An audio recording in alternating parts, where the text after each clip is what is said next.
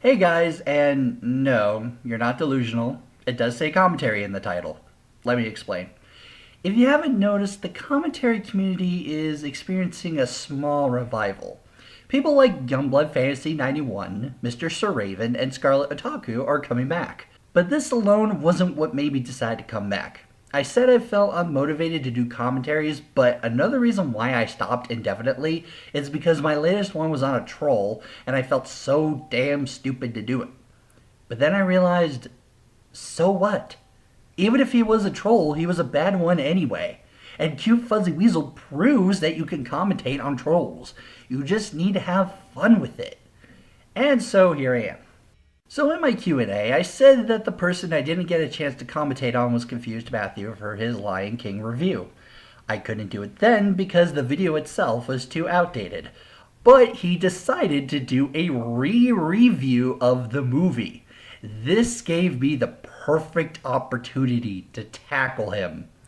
This is also the worst fucking review of a movie I have ever seen in my entire life. And no, it's not an exaggeration. This commentary is going to be two parts because nobody wants to sit through an hour and 15-minute commentary.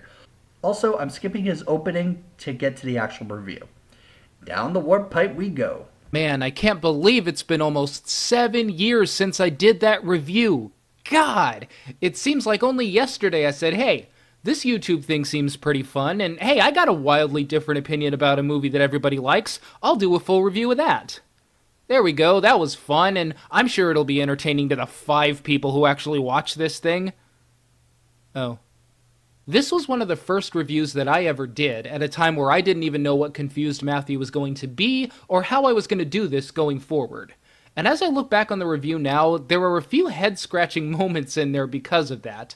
Like when I referenced Star Trek Generations and Star Trek First Contact, which really doesn't have much relevance today.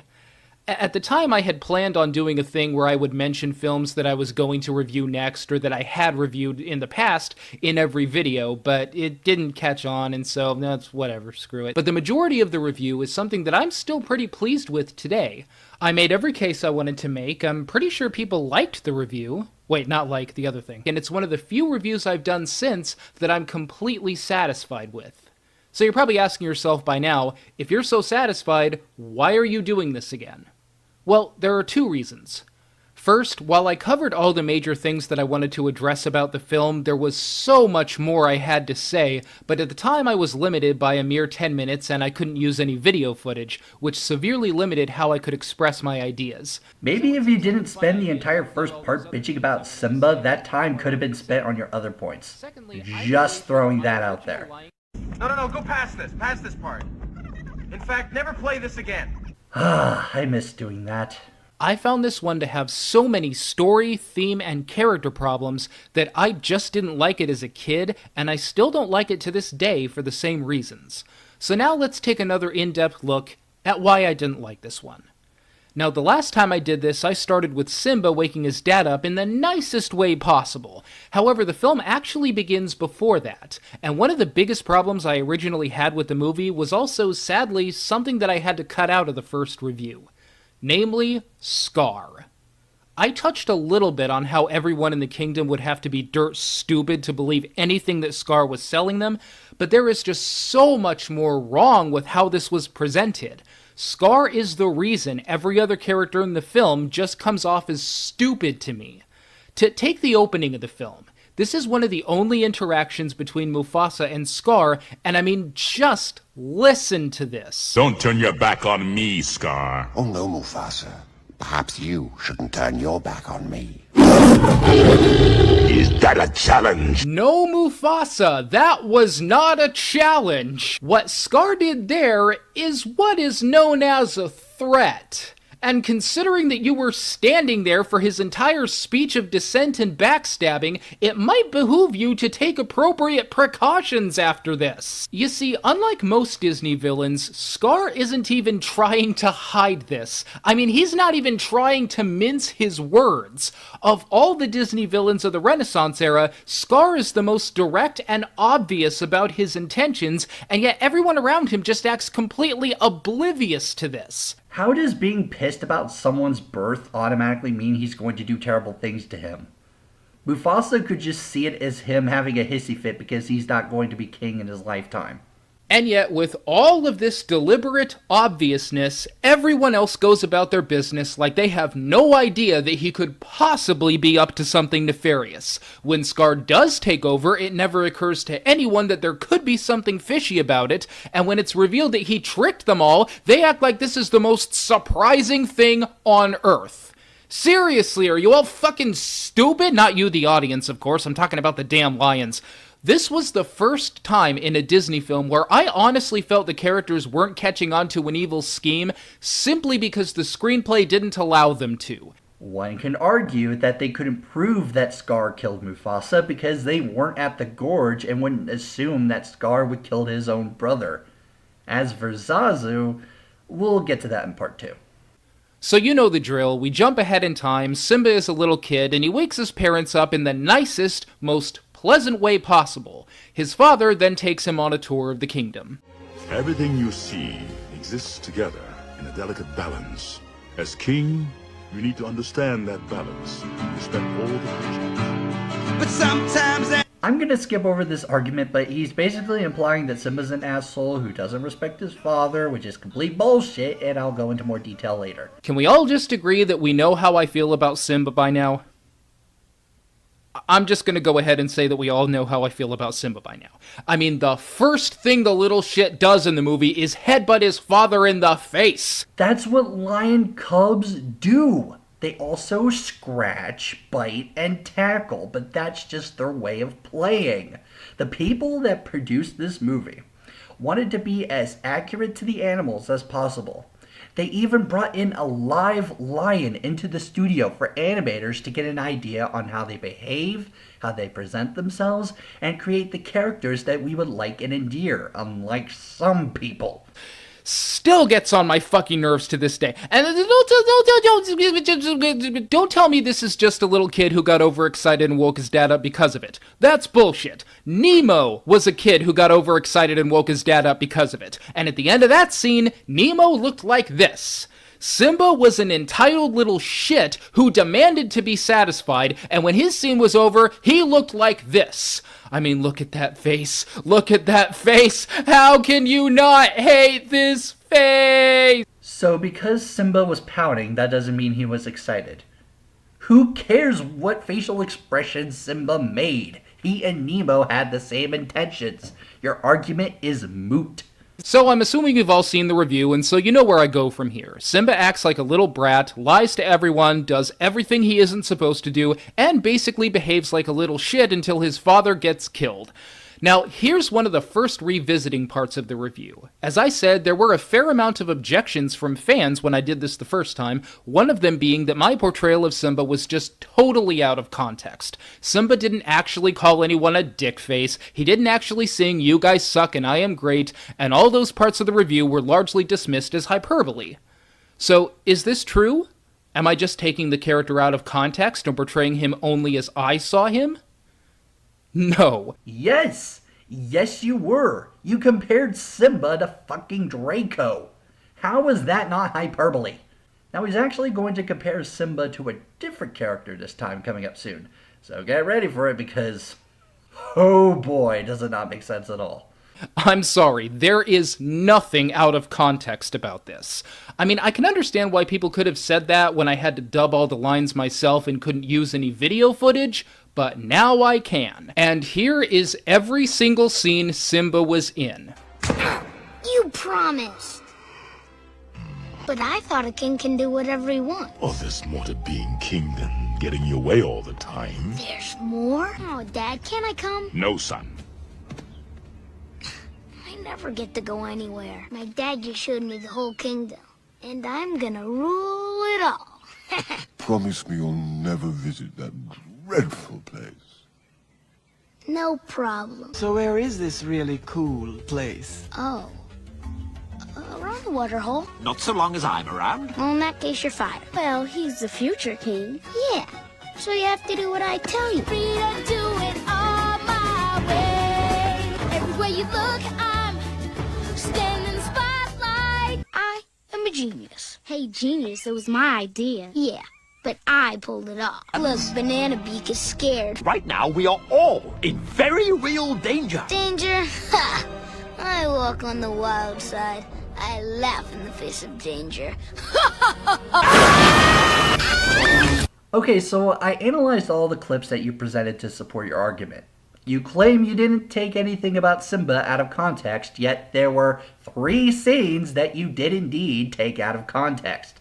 Let's go through them, shall we? Scene number 1, Mufasa's lessons to Simba, which was shown earlier. Simba doesn't start doing his own thing until Zazu arrives with the morning report. Throughout Mufasa's lessons, Simba is paying close attention. Scene number 2, Scar's interaction with Simba. Matthew will actually elaborate more on this scene later, but I will just say this. You can't say Simba disobeyed Scar if Scar actually wanted him to.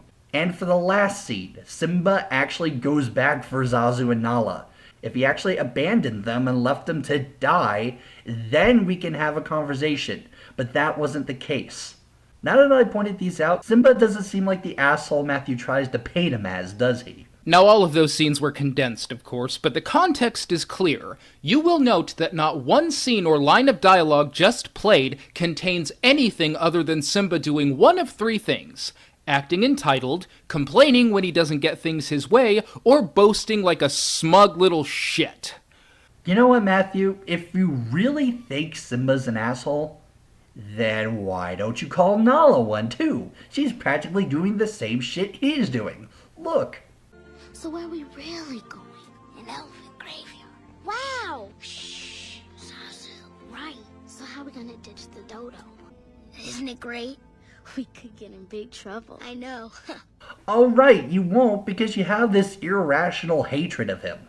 Tell me, Matthew, is there some deep internal grudge about Simba that you're not telling me?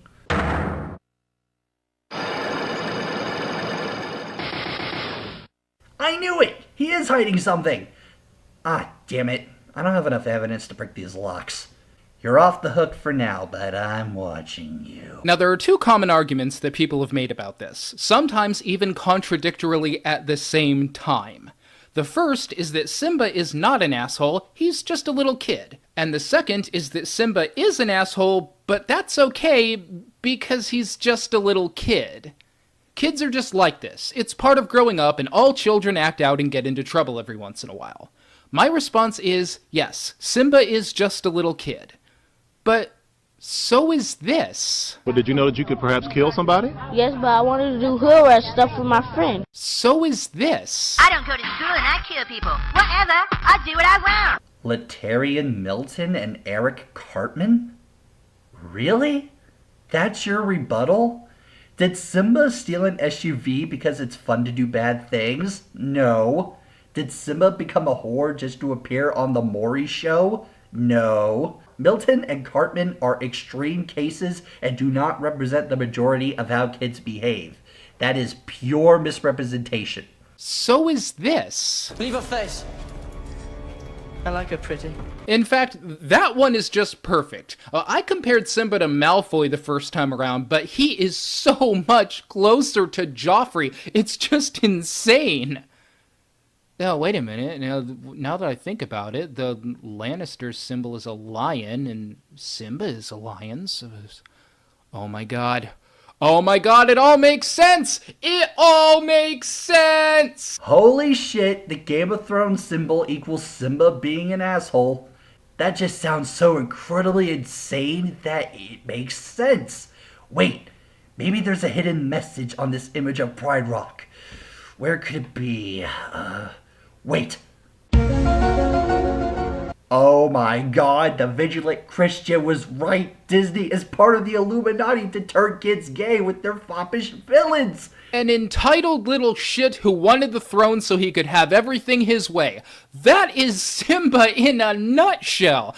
I mean, some of Simba and Joffrey's dialogue are even downright identical. But I thought a king can do whatever he wants. The king can do as he likes. But hey, I mean, you can't say anything bad about Joffrey, right? He's just a little kid. Little kids are like this, right? While this was a better comparison than your last one, it's still incredibly erroneous. Matthew just showed a scene where Joffrey is aiming a crossbow at his lady. Did Simba ever threaten the life of his subjects? No! You are also comparing an heir who has been trained to rule a kingdom and an heir who is not only just starting out but is way younger than Joffrey as he's portrayed. And I mean, both characters grew up with a privileged life, so that makes it even more okay. That's another excuse for Simba that I love, that it makes sense why he is the way he is because he's a product of royalty, and that usually causes behavior like this. As if that makes it any better. Yes, children of privilege often behave this way, and we have a word for those children too. We call them assholes. There's also another aspect that separates these two apart. Joffrey has a mother who not only accepts his behavior but even encourages it. Simba, however, has a father to keep him in check to make sure he doesn't abuse his power as future king. If it wasn't for Mufasa's parenting, Simba probably would have become something similar to Joffrey, but he didn't. Simba was in over his head, yes, but that doesn't make him an asshole. You are misusing the term. And yes, getting into trouble and exploring your boundaries is a part of growing up, but that doesn't mean it can't piss you off while it's happening. Usually in good stories, someone is disobeying their parents and getting into trouble for the purposes of something good. Like Ariel in The Little Mermaid. She knows she's not supposed to go near the human world, but there's another side to that. Triton was downright prejudiced against the human world, and Ariel's accepting of it was a good thing despite the fact that she was being disobedient. The only reason Simba was doing anything he did in the first act of the film was to bolster his own ego and impress everyone with how great he is. One of the reasons you hated Simba was because he lied to his authority figures, but you give Ariel a pass simply because you thought it was the right thing to do? Disobeying is still disobeying, no matter what her intentions were. That's like comparing someone who committed murder and someone who committed manslaughter. Their intentions were different, but someone still died. Yes, Simba gets carried away with his royal prowess, but his actions soon become a consequence. He faces life-threatening danger and learns that he shouldn't go out looking for trouble just because you're royalty and that nothing bad can happen to you. Simba even explicitly said why he acted the way he did. I was just trying to be brave like you. It's not an excuse, but it further proves that he looks up to his father and wholeheartedly respects him. He wants to be everything that his father represents. And I'm sorry, there's nothing heroic about that. There is nothing good about that. That's just someone being a little shit for no reason and giving us no reason to like him. And they didn't make Simba this way because they thought it would be realistic. They did it because they thought it would be cute. Because someone saw Jonathan Taylor Thomas's shitty character on shitty Home Improvement and said, hey, TGIF. Home Improvement actually wasn't TGIF, but you see what I'm saying. Kids love these smart alecky little brat characters, so just take that character, make him into a lion, and boom, instant laughs from the audience. But that's the problem. Cute is all they were thinking about in making Simba the character he was. No one was really thinking about what this implies about Simba as a person, or how it impacted the rest of the first act. There is simply nothing to like about this kid. Even if you're amused by him, what is there to care about other than that? As I just mentioned, he learns from his mistakes and takes it to heart. That is a good character trait. Oh, and stop telling us what the writers thought when you can't fucking prove it. But the last point that people usually bring up that I would like to address here is this. Simba isn't an asshole in any objective sense. Another fair assessment of him is that he's just a rambunctious little scamp. He may get on your nerves, but that's just you. Lots of people just think he's a lovable troublemaker, and that interpretation is no less valid than your own. And that's actually true. I have no idea how anyone can watch the clips I played earlier, or the movie for that matter, and not think Simba is an insufferable little brat bastard. But if you don't, I guess that is your own valid interpretation. Wait, so if how he views Simba is a valid interpretation, then that would mean that your interpretation is in fact subjective. So what the hell was the point of everything you said about Simba? Why were you trying, emphasis on trying, to convince us that Simba is an asshole when you just admitted that our view is correct? You just surrendered your argument. I don't care about what you feel. I care about what you know. And for the record, my points on Simba were objective, which is fact, and facts trump opinions. But as I thought about that fact, I realized Simba being an asshole wasn't actually my biggest problem. My biggest problem is that Simba's struggle and conflict in the first act just seems so completely pointless and unrelated to the rest of the film, whether you think he's an asshole or not. I mean, look at what we have here. We have a shitty little brat, or spirited little scamp who wants to rule the kingdom selfishly, get his way all the time, have fun, and just do whatever he wants. If I was that age, I would have thought that way too. Because when we're kids, we think of unrealistic ideas until we're older and more knowledgeable about the real world. When I was a kid, I thought cartoon characters were real. I thought I already knew how to drive a car and didn't need school for it. I thought money really did grow on trees. Simba's unrealistic ambitions are not unusual, especially for someone so privileged. Now this is strikingly similar to another young ruler of a kingdom who just wanted to get his way all the time.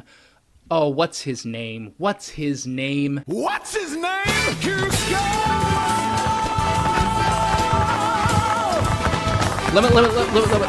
Let me just stop the review right here and explain something. I love this movie. I love this movie. I love this movie. I love this movie.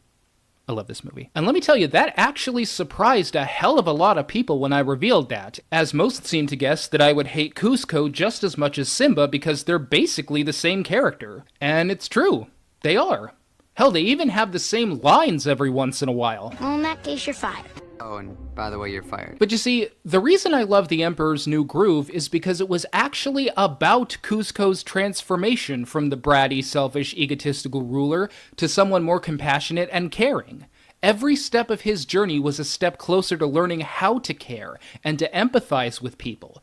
Thus, it kind of became okay to enjoy him in his more selfish moments because you knew that it was all part of the learning process. And at the end of the film, we see him change from this to this. Cusco being the little shit that he was in the beginning was the conflict, and his reformation was the resolution. But that's not the case with The Lion King. It starts out with Simba being a brat, but then changes to something totally unrelated. We'll see how in a bit. You realize that Simba's behavior is not the main conflict, right? The main conflict is him forgetting his duties as a king in exchange to being lazy with no care in the world.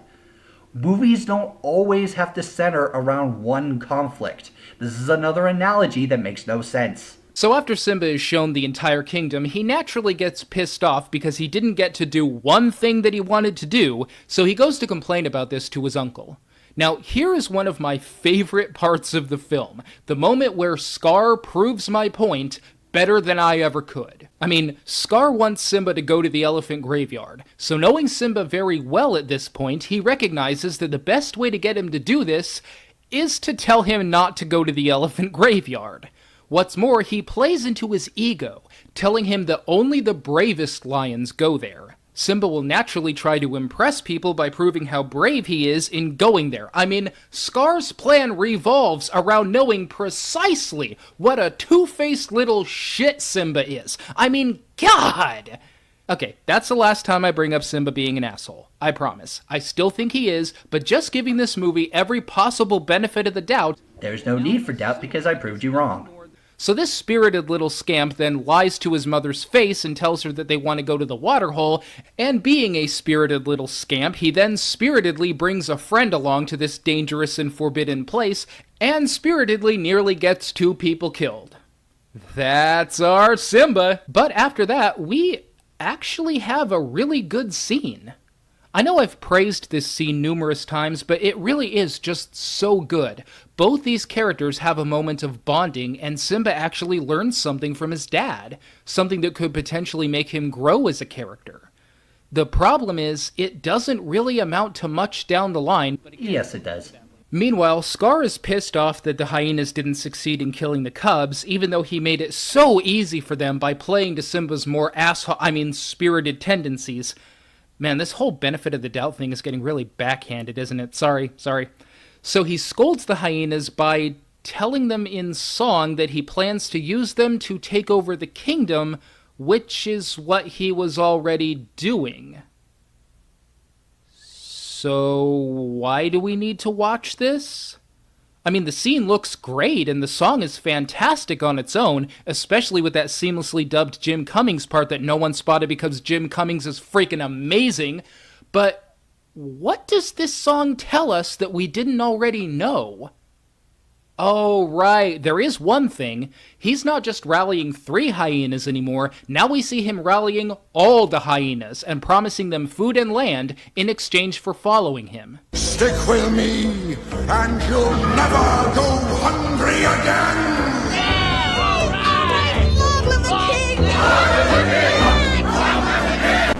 Well, you don't need all of them, right? I mean, it was just the 3 hyenas that caused the stampede. The rest of them didn't do anything. You're going to give a zebra leg to 3 of the hyenas for killing 2 people, and now you're going to give an entire kingdom to all the hyenas for killing 2 people. Not really sure how this benefits you. Probably wouldn't have had that much of a problem ruling if you hadn't have done this, since there wouldn't have been so many mouths to feed. What is he, freaking stupid?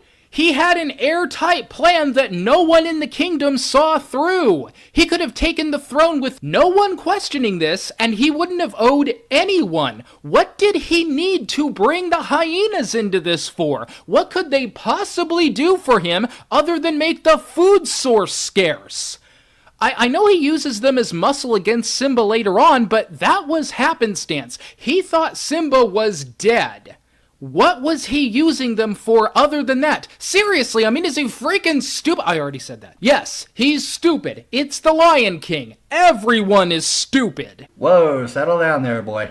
Okay, let's see. There's 1, 2, 3, 4, 5, 6, 7, 8. 8 lionesses and only 1 lion. You don't think that eventually they would get fed up by Scar's ruling and overthrow him? And you can't say that Scar could take them all on because, again, he said that he's a weakling compared to his brother. Even with the 3 hyenas, he'd still lose. I'm going to let the review play for a few minutes. So, cut to the next day where Simba is taken to a rock in the middle of nowhere, stampede ensues, daring rescue takes place, and Mufasa comes down with a really bad case of death. Last time around, I criticized this part of the movie heavily because Simba simply and unequivocally had nothing to do with Mufasa's death. There isn't even any way to spin it that way. Not even on the level of an 8-year-old. The movie doesn't even seem to know why Simba is supposed to have been responsible for this. Simba was on a rock when the stampede happened. Who put him on the rock? Scar. Simba even tried to get off the rock, but was kept there by Scar's insistence. So, in what way does Simba think he was at fault here? The answer from most Lion King fans is, hey, what are you, stupid? Simba did a little roar, and he thought that that's what caused the stampede in the first place. So, you know, it was a freaking little war. What, are you freaking stupid? Scar told him to do that too. Moreover, Scar has no way on Earth of knowing if Simba did a little roar or not, so when it comes to Scar's plan, he has nothing to base blaming Simba on at all. Everything Simba did was something Scar told him to do, and I'm not even sure that that is what the writers were trying to get across in this scene. If it weren't for you, he'd still be alive. Yes, technically true, but how? I mean, are you going to give a reason, or are you just going to stick to this vague truism? The car blew over, and if it weren't for the wind, it would still be right side up. This statement is true, but it contains no useful information. I mean, this is his fault because, what? Just because he needed rescue?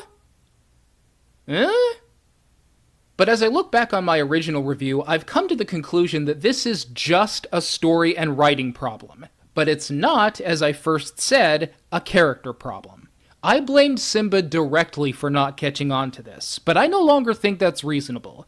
I've heard the arguments that Simba was in a state of great emotional grief and conflict, and that would be enough to make vulnerable even an adult, and it's true. I mean, look at The Little Mermaid as an example. Some people get on Ariel's case for trading her family and friends for a pair of legs, but I actually don't think she would have done that had she not just had a huge fight with her father, which threw her into a state of emotional rebellion.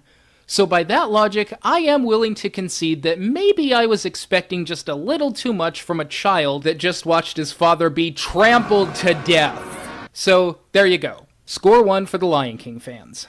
Wow. You actually admitted that you were wrong. See? That wasn't so hard. Here, you get a smiley face sticker. You earned it. However, that's not the only reason why Simba wouldn't question about Scar. Yes, Scar told him to stay on the rock and roar, but why would Simba immediately assume that Scar orchestrated the whole stampede? Scar may just be an uncle to Simba, but he's still family and unequivocally trusts him. Also, the whole plan could be construed as very convenient to the plot, but it's not implausible. And you know what? I'd even say that after Simba goes away and has some time to come to grips with his grief, he'll probably have a moment of introspection where he learns that he wasn't responsible for his father's death. And even if he was just a child, and maybe he should cut himself some slack. Hell, he'll probably even be a better man for the experience, and he can return to Pride Rock with his head held high, knowing that at the very least, this experience has helped him grow. At least that's what might have happened if it wasn't for these assholes! But before we get into all that, let's just take a break. Kinda threw my voice out on the whole Simba thing. Let's just take a break. Yeah, I agree. Let's stop here for now. So let's summarize what happened in this review so far. The whole bitching about Simba being an asshole was a complete waste of time. He is terrible at analogies and flat out lied about taking Simba out of context. So not off to a good start. And trust me, it still gets worse from here. Come back tomorrow for part 2. See you soon. Hey guys, welcome back to my commentary on Confused Matthew. If you haven't seen part 1 yet, I suggest you do, because I bring back a couple of points I made in that part. Other than that, let's continue this train wreck. I just have one question for the entire audience. What is the central conflict in this movie? As I understand it, it's the main character feeling responsible for his father's death and running away from his problems. The main character then must learn the lesson that rather than running from your past, you can simply learn from it and move forward a bit wiser than you were. So with that in mind, second question. What the fuck hell does any of that have to do with him running around and acting like an entitled little dick bastard for the first act of the movie? Oh, I'm sorry, running around like a cute little spirited scamp. No matter how many ways you slice it, nothing that happened in the first act of this film has anything to do with what the film is actually about. Seriously, let's break this down and look at everything that came before the stampede. Again, giving every benefit of the doubt, Simba was a cub that was trying to be brave like his father, but he didn't realize that being brave doesn't mean you go looking for trouble. Mufasa then teaches him that lesson, and now, thanks to his father's good advice, Simba can begin trying to add a little balance to his more impetuous tendencies. Great! Except, what does that have to do with anything else in the movie? That is a completely different conflict than Simba needing to learn to not run from his past, and it's a conflict that got resolved within the first hour of the film. I mean, it's done. The film is about something else now. The only relevant event to the actual movie was Mufasa's death and Simba's reaction to it. The actual conflict begins when Simba is older and refuses to take responsibility for his life. I believe I said something to this effect in the first review in what I believe was a state of mild displeasure. This character is the way he is for reasons totally unrelated to this character. If this character was going to be completely irrelevant to the last 2/3 of this film, why did we even need to watch the first third? Why didn't you just start the film right here? Yeah. That. Hyperbole aside, however, the point remains true, that the film really does begin here. This is where Simba starts the actual conflict that will actually be resolved at the end of the film. Okay, let me just clarify what he's saying. He basically said that other than Mufasa's death scene, the whole first act is completely pointless. There is just so many things wrong with that. Here's why. Yes, the central conflict is him running away from his responsibilities of being a king. But again, you act as if movies can't have more than one conflict. Also, the point of the first act was to establish the characters. If the movie actually started with him as an adult, then all the characters would feel two-dimensional. Scar would have just been viewed as a whiny drama queen. We wouldn't understand Simba's relationship with his father and understand how and why Mufasa was killed in the first place. What about the bonding scene that you praised not too long ago? That's in the first act. The Lion King would have had the quality of a direct-to-DVD movie if it went your way. The first act of the movie is just as important as everything else in it. I mean, look at Frozen, a film that has been compared to The Lion King numerous times. Now, these films are so dissimilar and so obviously not the same film that I don't even feel like I need to explain why. I can't be everyone's personal common sense all the time. Sometimes you just have to use your own.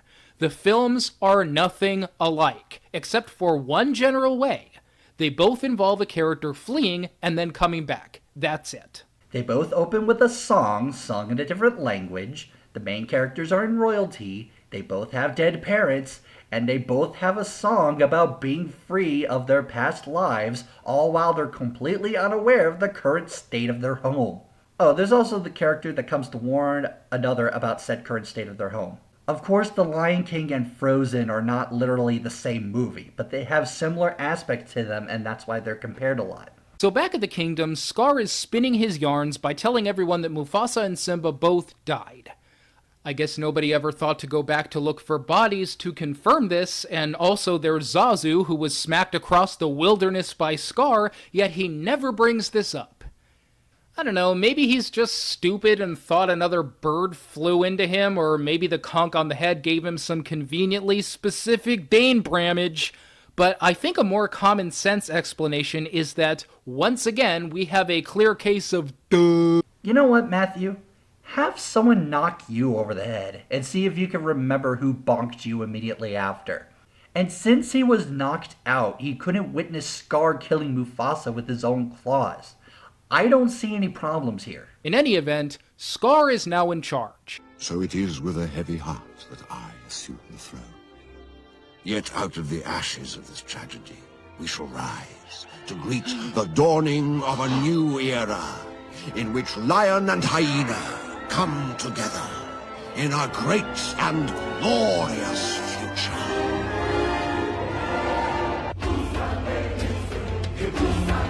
That's the end of the movie, right? I mean, Scar won. He won. He took over the kingdom, brought it to ruin, made everyone's life miserable, and no matter when Simba comes back and makes things better, he can never remove all the years of suffering and misery they all had to endure. That's the villain winning. That's the conflict itself coming to fruition and beating out the good guy. Scar won. I don't even know if this counts as a point against the writers or a point for them, because I can't think of one other Disney film where the villain actually won. I can think of one, and it only came out a year before this one. So Ali turns out to be merely a lad. In Aladdin, Jafar becomes a sorcerer and rules Agrabah. Jafar won and got what he wanted, so according to you, it should just end here.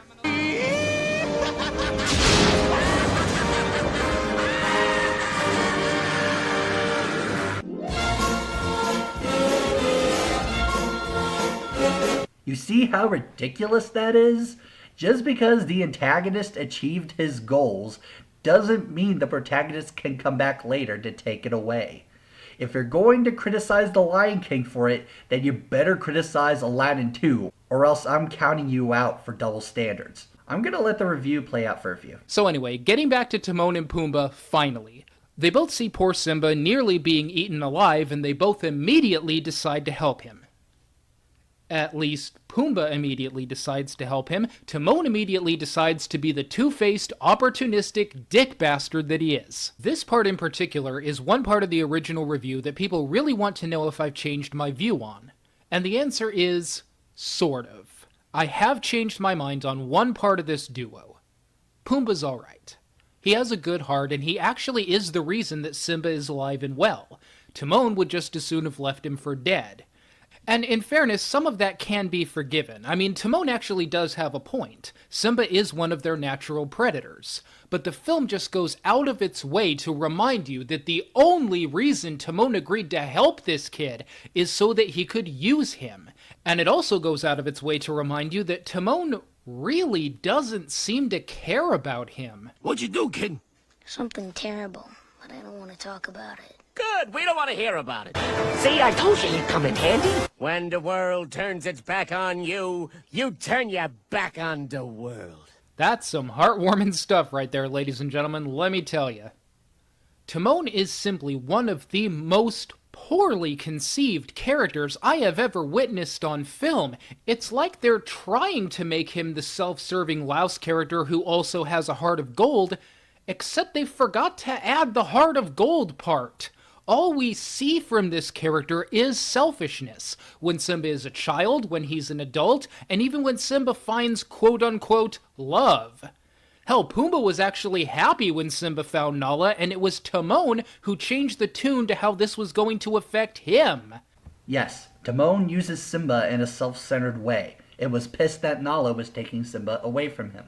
But that doesn't mean Timon never cared for Simba. He can relate to Simba because all three of them are outcasts from their own kind because of something they did. Or at least think they did. He considers Simba as a friend and not just a mere bodyguard. Also, Timon, along with Pumbaa, joined Simba and Nala in overthrowing Scar and the hyenas. He's helping someone to do something that reaps little to no reward for him, which further proves that Timon cares for Simba more than what Matthew is letting on. And don't even get me started on Hakuna Matata. I actually do, because it's something I'd like to go into more depth on. Here is another question for you all. What is the moral of this story? To take responsibility and not to run from your past, right? Now here is another question. What is the antithesis of that moral?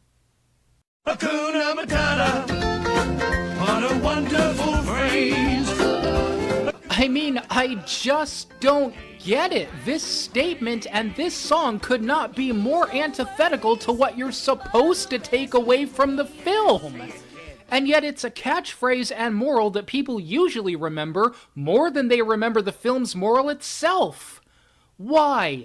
Why would you give the main character a bad moral philosophy, one that he carries with him for years, and then never have the movie correct that false moral? It makes no sense.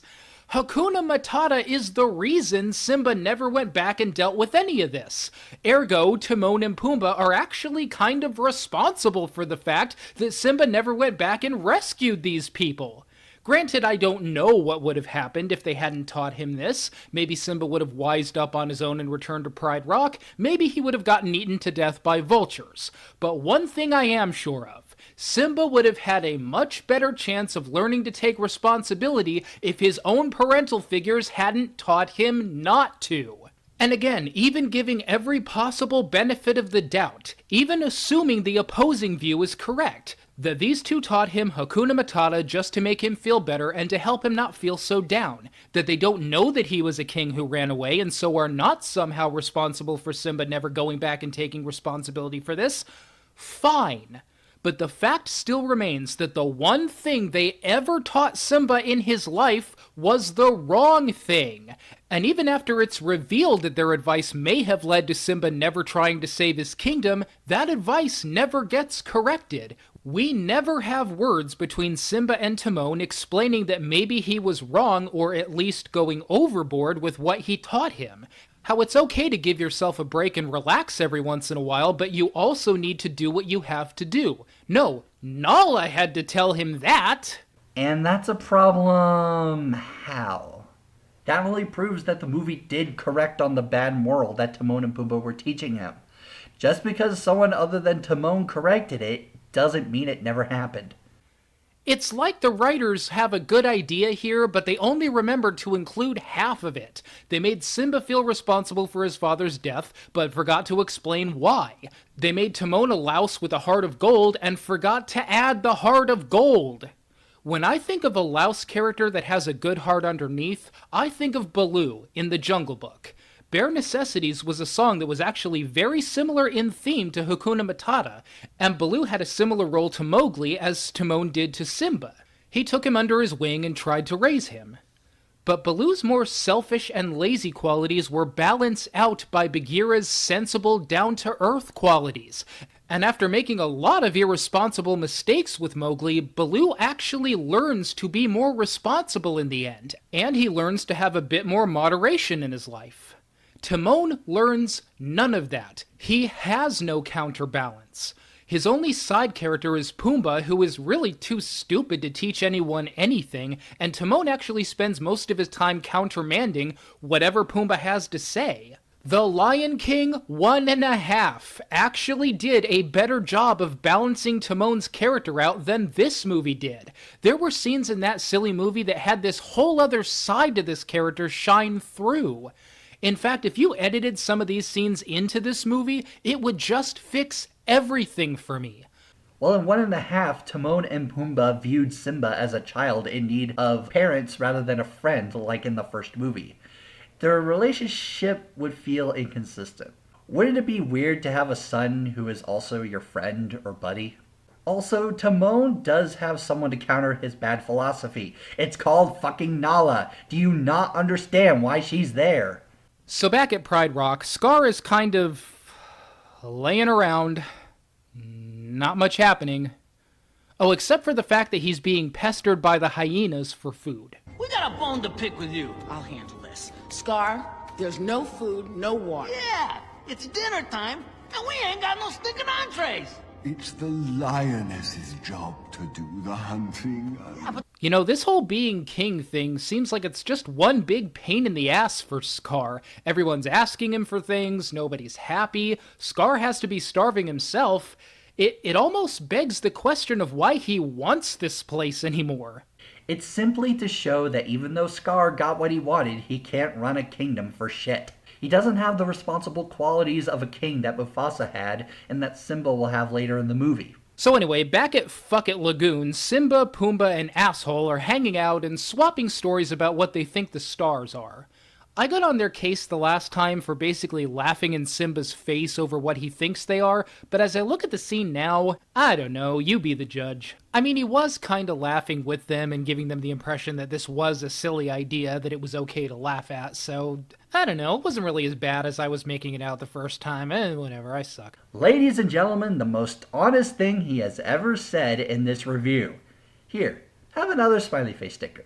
This one has dimples on it. Speaking of fuck me, I also complained about Rafiki knowing that Simba was alive, where he was, and how to get there simply by looking at a turtle shell, but I don't really know where all that was coming from either. That's pretty par for the course in an animated story like this. I mean, Gaston sure seemed to know everything there was to know about the beast, where the castle was, and how to get there just by looking in a mirror for a few seconds, so really, this is no big deal.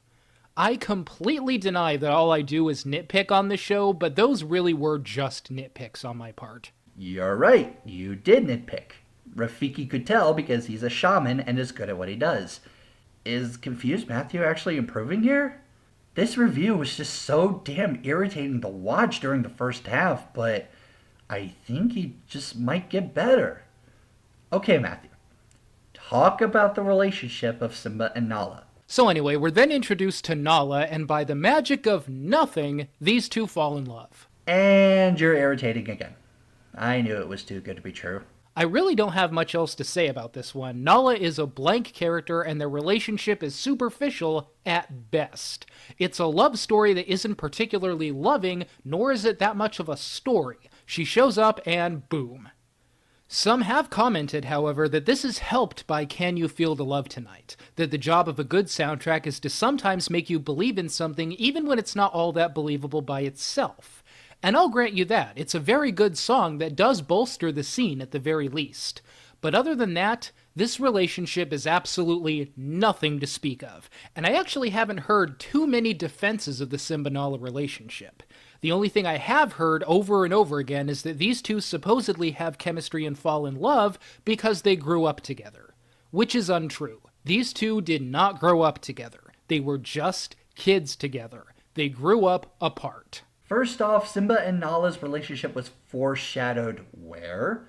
The first act of the movie that you so happily cast aside. One day you two are going to be married. Yuck. Ew. I can't marry her. She's my friend. Yeah, it'd be so weird. Second, it's possible that because Nala hasn't seen Simba for so long, and because she thought that he died in the stampede, this reunion makes her grow feelings for him and vice versa. So this relationship is plausible, and for the third fucking time, she came to set Simba straight and take the throne. Bland character, my ass. Anyway, so Nala has some words to Simba about how he needs to go back and help everyone whose lives were destroyed after Scar won. And to reinforce this, she tells him one thing that actually exemplifies what the point of this conflict is. Hakuna Matata. It's something I learned out here. Look, sometimes bad things happen. Simba! And there's nothing you can do about it. So why worry? Because it's your responsibility! But unfortunately, Nala's words aren't enough to bring Simba around, so the mystic monkey tries taking a stab at it. We get a lot of generalized platitudes and fortune cookie advice from this guy, and then a scene that's just awesome as far as the atmosphere goes. I'm serious, check this out. Don't dawdle! Hurry up! I mean, seriously, I don't even care where they're going. I don't even care what they're gonna find when they get there. This scene is just riveting in itself. I mean, man, this is a good soundtrack. But then Simba gets to the spot, gets the lesson that his father is alive inside of him, and then we get the thing. The thing that turns this movie from just being a problematic film with character problems, false conflicts, and a confused moral message, to just being downright broken. Mufasa appears to Simba in the sky, and here is what he says to him. Remember who you are. You are my son, and the one true king. See, this is why the first act of the film was so completely pointless. Those words just don't mean anything in the context of what we've seen. Remember who you are? Who is that supposed to be referring to? Let me give you an example of what my problem is here. Now, please, don't take this to mean that I'm arguing that the following film is somehow better than The Lion King. I'm not making any comparisons of quality here. This is just an example. The Lorax, I can feel you accusing me of calling this movie better. Now just stop it. I need you to get out, now. Why? Do I make you uncomfortable? Remind you of the promises you made?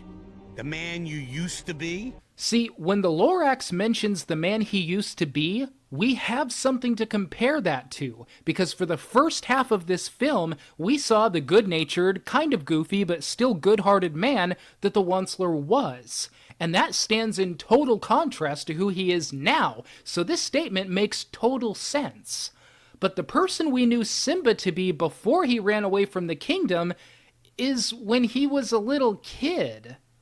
So when Mufasa says, remember who you are, all we have as a reference is when Simba was a little kid, getting into trouble and wanting to have everything his way.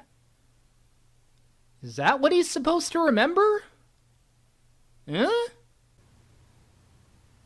Do I really need to explain this? This is just so damn obvious what Mufasa meant. You were doing decent just a few minutes ago. And now you're back to being a clueless moron. When Mufasa said, remember who you are, he was talking about Simba's role, his destiny as a king. When Simba grew up with Timon and Pumbaa, he'd forgotten nearly everything Mufasa taught him on how to be a responsible king. How could anyone possibly not get it? You seem to think that everything needs to be spelled out to you by certain characters or else you get grumpy. That was even more evident in your Nightmare Before Christmas review, but I digress. I really think this movie would have benefited from starting later in this character's life. Simba should have been introduced as a young adult, maybe a little prideful, but someone who also wanted to rule the kingdom well and do right by his father. A character of nobility and justice who would lead Pride Rock into a golden age. If that had been the case, then Remember Who You Are would have yielded immediate context and meaning for us. That is who Simba lost, and that's who he needs to find again. Not a rambunctious little kid, someone who was on the fast track to being a great king, but who no longer believes in himself. That would have tied the first act perfectly into Acts 2 and 3, and it honestly would have been pretty fulfilling. That is exactly what the first act did. You didn't notice it because you were too busy going on a tirade on how Simba was acting rather than what Simba was learning from his experiences as a cub. You oblivious twat. But even aside from that, the scene is just so stupid. I mean, Ghost Mufasa gives Simba the same fortune cookie wisdom and platitudes that the monkey gave him. And call me crazy, but I'm pretty sure there was something far, far more relevant that he could have told him here. Simba, remember who you are. Oh, and also you didn't have anything to do with my death. Scar had me over a cliff and was all like, "Long live the king," and he threw me off. You didn't start the stampede, you certainly didn't throw me off a cliff.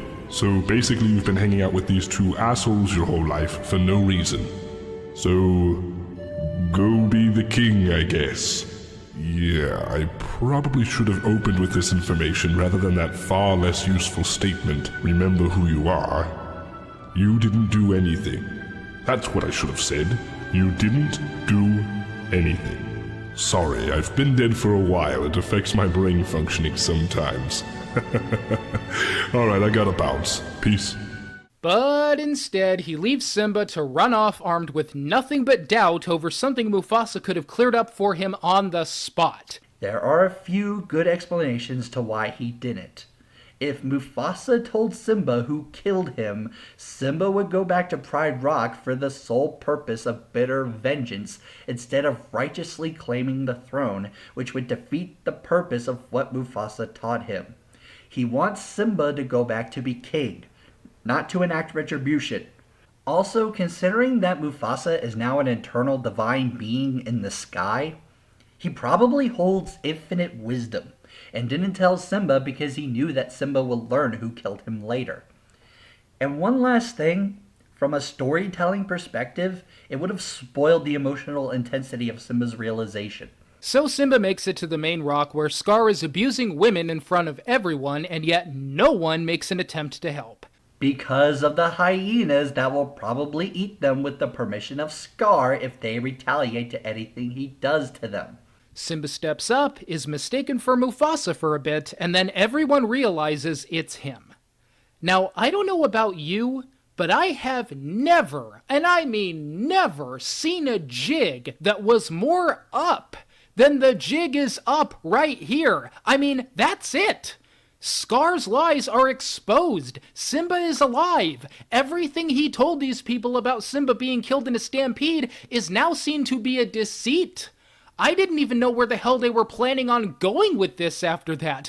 There's no need for heroes versus villains here. No need for any more plan thwarting. It's done. Simba's alive. Everyone can see Scar's lies now. But of course not. Nobody holds Scar's feet to the fire. No one questions him about what actually happened that day. They all just hang back and let him talk. And when he spews even more transparent lies that don't make any sense, they're still freaking buying this. Hey, genius! They did realize that Scar lied about Simba's death. We just saw them standing by with Simba saying that he is the true heir to the throne. As for the murder of Mufasa, Scar's claim that he died in the stampede would indeed raise some questions, but when Simba confessed to killing him, that alleviated their suspicion of Scar. And you know, the crappy thing is that for all of this film's faults, I actually kind of felt like I understood Scar as a person up to this point. He wanted power, he felt he was cheated out of it, and he took steps to claim what he believed was his by right. But now, I just don't understand him at all. He got power and it sucked. Everyone's always pestering him for things, there's no food or water, so what exactly is he even protecting anymore? If I were Scar, I would have said, Simba, oh, thank God you're alive. This whole king thing was way more of a pain in the ass than I thought it was going to be. You want to be king? You can freaking have it. Please, please take this stupid place off my hands for me. And I know that Scar wants to believe he's a great king. I know he wants to believe that he's a better king than his brother was, and when a lie that big grows in your heart, you'll do anything you can to defend it. Sure, but this is too much. Now he's trying to keep a hold on this place just because he's the villain, and that's what villains do. Scar doesn't care. Even if he's going to starve everyone to death, he will not give a shit about anyone's well-being other than his own. Even if he goes down, he'll go down as a king and he won't let another lion take that from him. Why would Scar give up something that he has been dying to have for probably his whole life?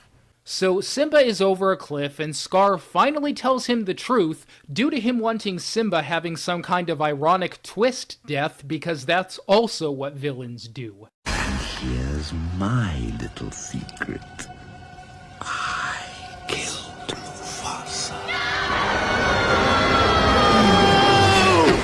No! Murderer!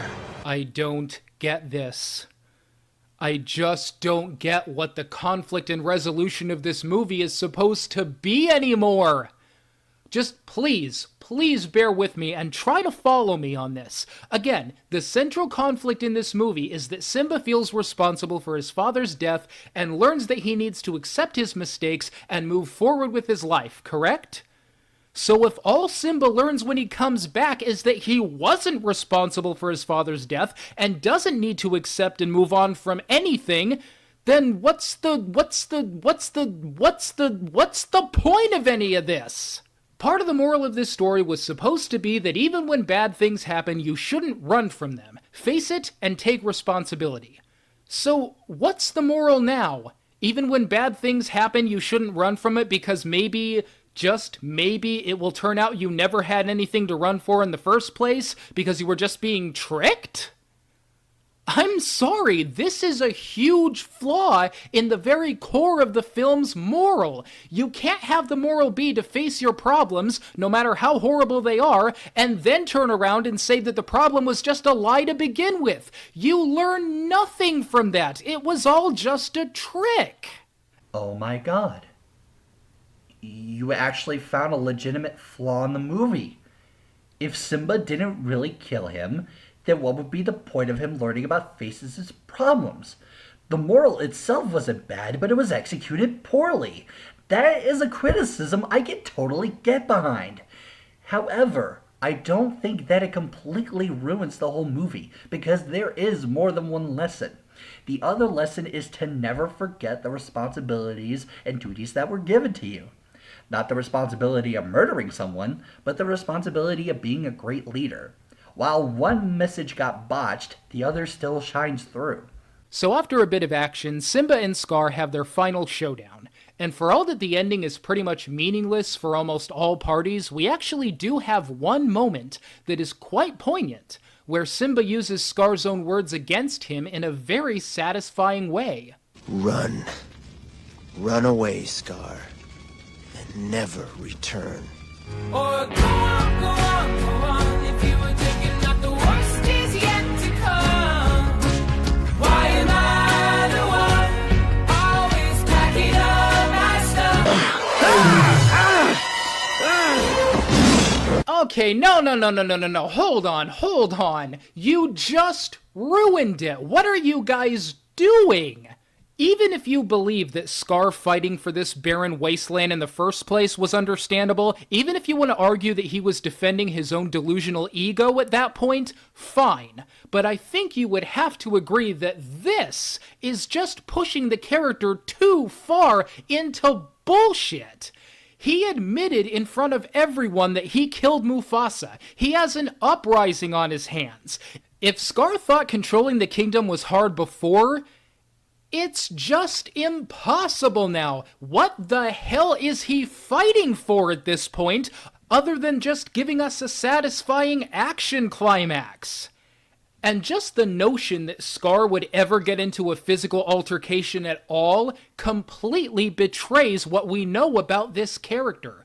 Let's not forget what he told Mufasa after his oh-so-subtle challenge. Temper. I wouldn't dream of challenging you. Pity. Why not? Well, as far as brains go, I got the lion's share, but when it comes to brute strength, I'm afraid I'm at the shallow end of the gene pool. Aha, you see? The reaction to that line by the other characters may have been stupid, but the line was not. This line was very deliberately and very strategically placed in the film in order to answer what the writers knew the audience would be asking themselves. If Scar wants the kingdom so badly, why doesn't he just challenge Mufasa for it? Before the audience even has a chance to ask, they answered this. It's because Scar knows he doesn't have a chance in a physical fight. That's why he had to use underhanded tactics in the first place. So why, I repeat, why would he ever start a fight that he knows he has no chance of winning? Because he's a desperate lion with nothing left to lose? Even if he's not physically potent, he's not going to step down that easily. If he did, that would be really anticlimactic. I know you're trying, ever since I'm trying, to be very logical about this movie, and that's fine. But I'm sorry, Mr. Spock. Making a movie entirely based on logic is not a good way to tell a story. Let's take Snow White and the Seven Dwarfs, for example. If logic was heavily used here, then it would be the most boring Disney movie ever made. Why would you want to take the fun out of something just because you think it's illogical? But eventually the hyenas take care of him and scurry off. Simba takes his place as king after so many false conflicts and contradictory moral dilemmas, and now everyone in the kingdom is probably going to need buttloads of therapy after everything Scar put them through after he won. But Simba made the sun come out, so yay. Like I said, the film isn't altogether worthless, and I'll admit that even after everything I just said about the piece, I honestly don't hate watching this.